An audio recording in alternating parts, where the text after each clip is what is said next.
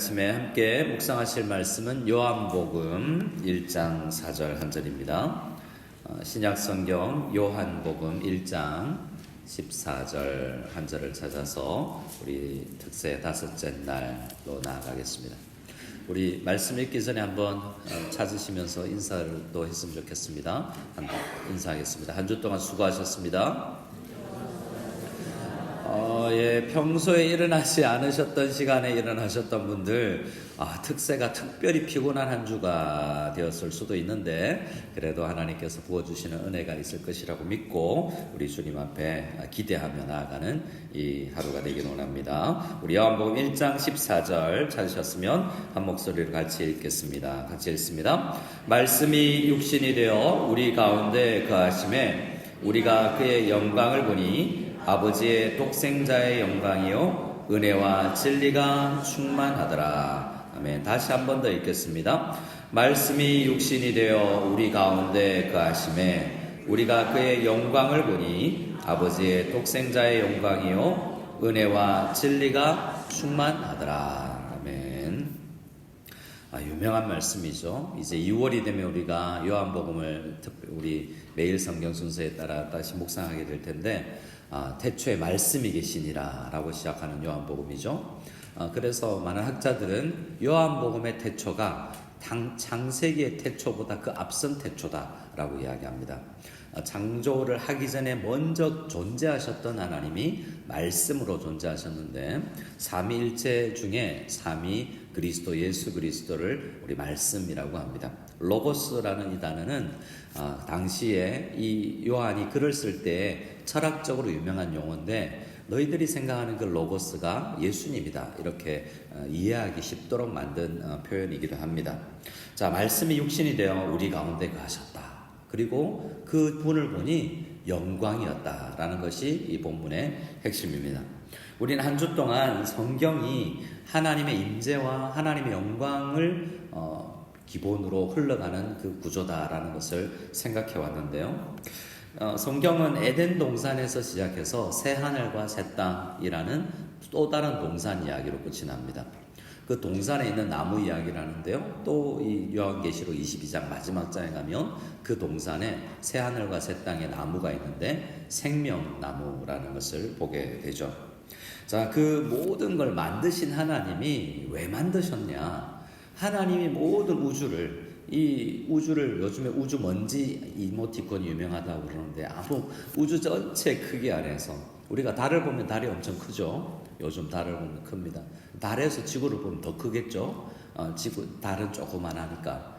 그런데 이제 이 목성 이쯤 가면 엄청난 지구가 사이즈가 비교가 되지 않고, 더 넘어가서 목성보다 더 큰 별들이, 정말 지구는 점밖에 안 될 정도의 행성들이 있습니다. 그래서 그런 거대한 우주를 만드신 우리 영광스러운 하나님이 이 땅에 사람 만들어 놓고 그 사람들하고 교제하시겠다는 거죠. 하나님께서 에덴 동산을 만드신 이유, 그리고 하나님께서 직접 숨을 불어넣으시고 하나님은 이 땅에 임하실 때 항상 관계로 친밀하게 우리와 임하셨던 것을 보게 됩니다. 그걸 경험했던 때가 에덴 동산의 때였고 아담의 때였죠. 근데 우리는 잃어버려서 그 경험을 흔적기관처럼만 가지고 있고, 그런 간절한 어떤 애틋한 향수로만 우리에게 있는데, 그것도 없을 사람들이 있을지 모르지만 그 향수를 우리에게 깊이 생각해보고 만원경으로 보면서 여호와의 임재와 영광을 가까이 보기를 원한다. 이것이 한 주간의 이야기입니다. 성경은 에덴 동산에서 우리와 거닐던 이야기를 시작해서 멀리 백성들과 함께 거닐지 않는 시기를 지나서 때때로 하나님과 동행하는 이야기를 지나다가 끝내 하나님께서는 약속을 완성하셔서 새하늘과 새 땅에는 우리 모두와 함께 거닐어 주실 것이다 라는 이야기로 끝이 납니다. 요한계시록 21장, 22장이 그 이야기를 하고 있는데요. 제가 한번 읽어드립니다. 요한계시록 21장 1, 2, 3절인데요. 또 내가 새 하늘과 새 땅을 보니 처음 하늘과 처음 땅이 없어졌고 바다도 다시 있지 않더라. 또 내가 보매 거룩한 성 새 예루살렘이 하나님께로부터 하늘에서 내려오니 그 준비한 것이 신부가 남편을 위하여 단장한 것 같더라. 내가 들으니 보좌에서 큰 음성이 나서 보라, 하나님의 장막이 사람들과 함께 있음에 하나님이 그들과 함께 계시리니 그들은 하나님의 백성이 되고 하나님은 친히 그들과 함께 계셔서. 아멘. 하나님께서 우리에게 가장 원하는 건 같이 있고 싶다라는 것입니다. 하나님은 우리와 동행하고 싶고 손잡고 거닐고 싶고 친밀한 교제를 하고 싶으세요. 여러분, 누구와 가장 친밀하세요? 남편하고 제일 친밀하시군요. 혹시 유튜브랑 제일 친하신 분 계십니까? 애완동물과 더 사람보다 친밀한 분도 있고, 내가 가장 친한 존재라고 생각했어요. 친구, 어머니, 그토록 애틋한 엄마, 친구, 정말 우리 어릴 때부터 같이 놀았던 친구, 그냥 10년 만에 만나도 어제 만난 것 같은 친구. 예수님을 사실 그렇게 만날 수 있다는 거잖아요. 요한계시록 21장에는 하나님이 장막을, 텐트를 우리와 함께 쳐서 그 성막과 성전은 우리와 주님께서 사는 신혼방이다라고 어떤 학자가 이야기하는 것을 들었는데요. 그렇게 알콩달콩 사는 그런 재미와 경험을 우리에게 보여주고 나서 그렇게 정말 우리는 살 수 있다. 거친 광야 가운데도 성막에서 경험한 하나님의 임재, 하나님과 함께함. 내가 너의 하나님이고 너희는 내 백성이다 라는 것이 표현하는 것은 가장 가까운 친밀한 교제를 왕과 우리가 할 수 있다. 온 우주를 만드신 하나님의 왕이시지만 우리는, 이 인간은 그분과 교제할 수 있도록 하나님의 형상대로, 이마고 데이라는 하나님의 형상대로 창조되었기 때문에 가능하다라는 것입니다. 그러나 그것이 죄로 인해서 가로막혀 있죠. 커다란 구렁텅이가 있어서 넘을 수 없는 한계가 있고, 죄를 가진 채로 하나님 앞에 나아가면 불칼이 우리를 멸할 것입니다. 그렇게 오늘 그런 모든 과정을 지나서 하나님께서 드디어 우리 가운데 임재하신 사건을 기록하고 있습니다. 에덴 동산에서 완전한 임재의 현장에 있다가 우리는 떠나게 되고 잠시 성막과 시내산과 또 떨기나무 불꽃에서 아브라함이, 모세가 하나님을 또 만나기도 하지 않습니까? 잠시 하나님의 임재를 경험하는데 굉장히 거리가 먼 또 임재도 있었습니다. 그리고 나서 성전에서도 하나님과 백성들이 만나는 과정이 있었는데요. 결국 사람들은 구약 역사를 보면 하나님을 또 떠납니다. 그렇게 해서 어떡하죠? 하나님께서 또 떠나버리시죠. 그래서 임재가 떠나버립니다. 제일 유명한 말씀이 에스겔서 10장 말씀인데요. 그 선지서에 보면, 이사야서나 에스겔서에 보면 그런 이야기가 많이 나오는데, 에스겔서 10장 18절에 여호와의 영광이 성전 문지방을 떠나서 점점 가서 산 위로 넘어가 버리는 이야기가 에스겔서에서 나와요. 하나님의 임재에 가득했던 성막 아닙니까? 출애굽기 40장에서 여호와의 영광이 가득했던 구름으로 그것을 우리를 보호해 주면서 하나님의 영광을 경험할 수 있었던 그 성막과 성전의 임재가 이제 이 포로기 동안 경험되지 않았습니다. 그래서 포로 70년 동안 경험되지 않았는데요. 바벨론 포로에서 아수르에 끌려갔다가 돌아온 사람들이 뭘 짓습니까? 그 하나님의 임재를 사모하면서 성전을 짓지 않습니까? 그런데 포로 후기에는 여호와의 영광이 임했다는 말이 없어요. 성전은 있지만 여호와의 영광이 강력하게 임했다는 이야기가 그 솔로몬 때까지, 왕정 때까지는 있는데, 성전이 무너지고 다시 한번 이 스룹바벨 성전이 건설되고 나서는 그 우리 출애굽기 40장에 그 영광이 임했다라는 표현이 없습니다. 또 뭐가 없냐면, 당시에 돌아와서 성전을 지었지만 왕이 누구냐면 다윗 계열의 왕이 없어요. 계속해서 왕이 누구냐면 다윗 계열의 왕이 오신다는 이야기인데, 그때는 아수르가 아니라 이 바벨론 왕, 그리고 잘 아다시피 다른 나라 왕들이 계속해서 이스라엘의 왕들을 위해 있었습니다. 거의 한 번도 잠시 독립이 됐던 적이 있었지만, 이 예수님 오실 때까지도 항상 성전은 있었지만 왕은 이방인들이고 외국인들이었습니다. 그래서 진정한 임재는 왕이신 예수님이, 왕이신 메시아가 다윗의 후손으로 오셔야 되고 여호와의 영광이 성전 가운데 임해야 되는데, 구약시대는 그것이 경험되지 않았습니다. 그리고 나서 요한이 얼마 전 3년 동안 우리와 친밀하게 지냈던 친구처럼 지냈고, 요한 같은 경우에는 예수님 품에 안겨서 예수님 절 제일 사랑하시죠. 이렇게 친밀하게 지냈던 요한이 그분이구나, 그분이 임재했었구나, 이렇게 친밀하게 내가 죽지 않고 교제할 수 있었다니 라는 생각을 하면서 요한복음, 요한 1, 2, 3서 그리고 요한계시록을 썼던 것이죠. 그래서 요한의 이 말씀은 굉장히 우리에게 감격을 주는 말씀입니다.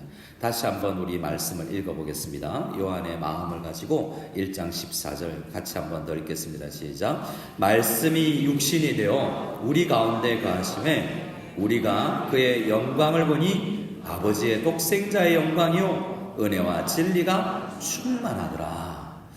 예수님과 거닐며 살 때는 이렇게 느끼지 못하다가 성령께서 임하시고 나서 그것이 그것이었구나 라고 깨달은데요. 구약시대에 그토록 임재를 경험하기를 원했던 그 신의 산에서 임하셨던 그분, 떨기나무 불꽃에서 임하셨던 그분, 성막에 충만하셨던 그분, 성전이 완공되었을 때 충만하게 임하셨던 그분이 바로 내 옆에 계셨었구나 라는 것을 깨닫고 그는 예수님을 조금 더 망원경으로 그 다음부터 더 알아가기 시작합니다. 우리를 항상 찾아오시는 주님이라는 것을 우리는 생각하는데요. 오늘 이 말씀이 육신이 되어 우리 가운데 거하심에 라는 단어가 있는데, 이 단어가 헬라어로 엑스케노센이라는 단어인데 텐트를 치다는 말입니다. 나중에 요한계시록에 장막을 친다는 말이 있는데, 우리와 함께 텐트는 그런 의미는 아니지만 텐트 속에 한번 주무셔 보셨습니까? 야영 가서 텐트는 아무리 커도 우리 집 방만큼 크진 않죠. 그래서 아주 가까이 친밀하게 지낼 수 있는 주님이 우리와 함께 텐트 치고 같이 사셨다라는 친밀한 단어를 쓰고 계십니다. 말씀이 육신이 됐다는 것조차도 엄청난 이야기 아닙니까? 온 우주를 창조하신 분이 이 소마라는 몸을 입고 들어오셨다니 이 너무 놀라운 일이죠. 근데 그분이 왜 육신을 입었냐면, 왜 이토록 낮아지셨냐면, 이거는 우리가 이야기하듯이 우리가 바퀴벌레가 되는 것과는 비교할 수 없을 정도로 우리가 아메바가 되는 것보다도 더한 엄청난 겸손으로 이 땅에 오신 이유가 뭐냐면, 그렇게 해야만 나와 교제할 수 있기 때문이죠. 우리는 그 하나님을, 너무 크신 하나님을 직접 교제할 수가 없어서 말씀이 육신이 되어서 우리를 찾아오셔서 우리와 장막을 치시며 우리와 함께 동행해 주셨습니다. 이 아침에도 우리가 평생에도 우리가 예수님을 정말 성경책에 글로만 만나는 것이 아니라, 정말 추상적으로만 만날 것이 아니라, 예수님과 내가 큐티를 했을 때 예수님이 나와 함께 계시는구나 라는 것을 느낄 수 있고 감격할 수 있는 우리가 다 될 수 있기를 소원합니다. 그래서 임재, 이 단어는 앞으로 임재라는 단어를 쓰면 친밀하게, 그냥 그분이 엄청난 분이 내가 연예인 한 분 지나가셨다가 아니라 나와 교제하려고 오셨다, 이렇게 생각해야 됩니다. 그 단어가 다른 말로는 임마누엘이죠. 마태복음 1장 23절에 그의 이름은 임마누엘이라 하리라 하셨으니 이를 번역한즉 하나님이 우리와 함께 계시다 함이었더라. 여러분, 임마누엘의 임재가 우리의 임재 될 수 있기를 간절히 소원합니다. 근데 예수님이 떠나셨죠. 우리와 친밀하게 지내셨던 그분이 떠나셨습니다. 예수님의 제자들은 이 3년 동안 엄청 예수님과 친밀해졌는데요, 떠나신다 그러니까 주여 어디로 가시나니까 라고 묻습니다. 코바디스, 어디로 가십니까? 라고 물었을 때 제자들에게 괜찮다, 내가 가야 된다, 가는 게 더 좋다라고 말씀하시면서 어떤 약속을 해주셨죠? 성령을 보내주셨다고 약속했습니다. 근데 그때까지 성령이 오시고 나서는 항상 우리 곁에 계셨던, 예수님이 오셔서도 우리 곁에 계셨잖아요. 근데 성령님이 오셔서는 우리 안에 계십니다. 이제 우리 안에라는 단어가 두 가지 의미로 쓰이는데요, 우리 안에라는 말은 첫 번째로 among us라는 단어입니다. 뭐죠? 우리들 가운데. 옆 사람 보실래요? 이 사람과 나 사이에 주님이 보이십니까? 중간에 앉아 계신 주님이 보이시나요? 저 목사 이상한가 봐, 안 보이는 게. 이게 among us. 우리가 모일 때, 두세 사람이 모일 때 성령께서, 우리 주님께서, 부활하신 주님께서도 우리와 함께 계시는 줄 믿습니다. 우리와 함께 계시기 때문에 여러분, 그래서 우리가 함부로 살지 못하는 거죠. 여러분, 우리 형제들끼리 막 싸우다가 아빠가 오면, 엄마가 오면 그래도 멈춰야 되잖아요. 그리고 요즘에는 교권이 땅에 떨어졌지만 저희들은 그래도 교권이 살아있을 때를 살아서 그래도 선생님이 보이면 쌤 이러고 빨리 제자리에 앉았던 경험이 있습니다. 왜냐하면 선생님이 우리 자리에 함께 계시면 그냥 쉬는 시간에 우리끼리 떠놀 때와는 다르거든요. 우리 가운데 하나님이 계신데 교회에 와서도 가정에서도 그 생각을 하면 우리 가운데 among us, 우리 가운데 임재하시는 하나님을 생각하면 우리가 경건해지죠. 또 하나는 in us입니다. 내 안에. 그러니까 우리를 성전 삼아 주시겠다고 했잖아요.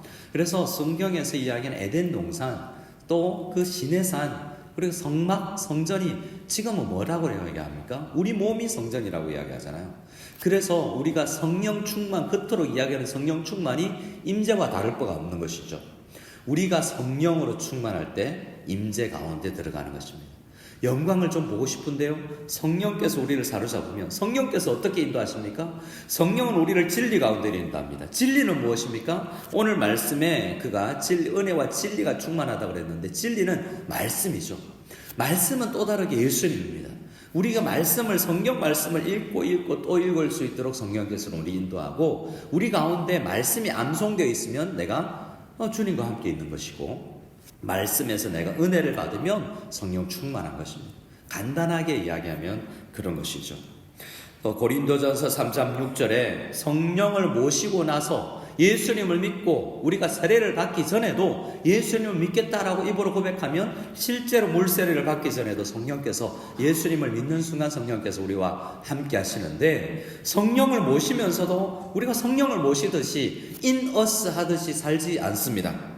고린도전서 3장 16절에 너희가 하나님의 성전인 것과 하나님의 성령이 너희 안에 계시는 것을 알지 못하느냐, 알면서 왜 그렇게 사느냐라고 이야기하죠. 그래서 우리 앞선 시대 어머니들은 남편 신발 붙잡고 하나님 우리 남편 이 신발 신고 엄한 데 가지 않도록 도와주십시오, 뭐 이렇게 신발 아래 성령이 임해 주십시오 라고 기도도 했다라고 이야기하는데요. 그러니까 우리는 누구와 같이는 못 가는 데가 있잖아요. 몰래 숨어서 다니지. 그러니까 성령께서 우리와 함께 하신다는 거니까 우리가 어떻게 살아가야 되겠습니까? 그래서 우리는 성령께서 우리의 임재하실 수 있는 시대를 살아가는 사람들입니다.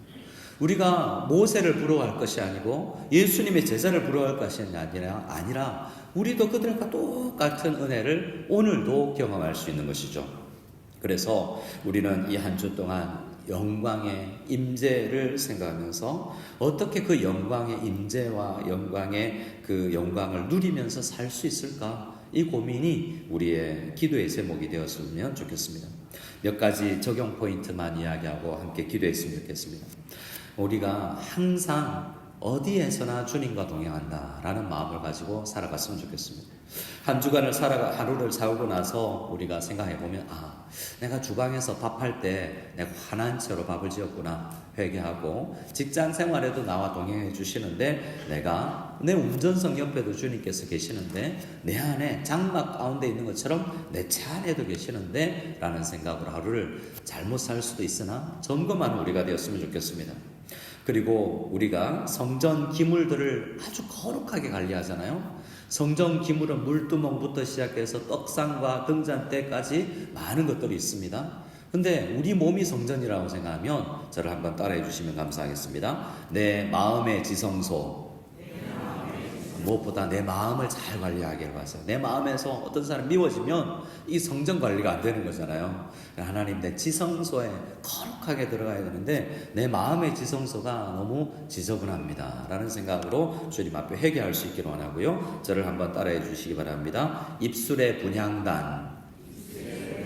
우리 마을에 말에서 욕도 나오고 찬양도 나오는 거잖아요. 어떻게 한 우물에서 단물하고 쓴물이 같이 나올 수 있냐라고 이야기하죠. 우리의 입술이 향기로운 기도와 사랑의 말들로 점철될 수 있기를 소원합니다. 똑같은 말도 듣기 좋게, 그리고 향기롭게, 아름답게, 그렇게 서로에게도 말할 수 있는 향기로운 입술이 될 수 있기를 원합니다. 옆 사람에게 한번 축복해 주시기를 원합니다. 집사님, 권사님, 장로님, 집사님 말은 언쟁 만에 옥구슬 굴러가는 것 같아요. 한번 이야기해 볼까요? 시작. 여보, 당신 말은 언쟁 만에 옥구슬. 으이그 가시돋은 아닌데, 가시돋은 말인데 라고 하지 마시고, 그래도 그렇게 살 수 있죠. 우리는 연약하니까. 근데 하루를 마감할 때는 하나님 내 입술을 더 잘 주관할 수 있도록 도와주십시오. 이게 성전 관리입니다 라고 생각하며 하루를 살기 원합니다. 마지막으로 고난의 현장에서도 임재의 장막을 경험하시고, 어떤 광야와 사막과 그 거친 들 속에서도 주님께서는 우리와 임재해 주신다, 우리와 함께 거하여 주신다, 임마누엘 하신다는 것을 믿고 어떤 환경, 경제적으로 어려운 시기도 잘 이겨내 보시고, 관계적인 어려움이 있을 때 예수님과 친구하며 살아갈 수 있기를 원하고, 그렇게 말씀이 육신이 되어 우리 가운데 임한 독생자의 영광을 성령 충만으로 우리가 경험할 수 있는 우리 모두가 다 될 수 있기를 소원합니다. 아멘.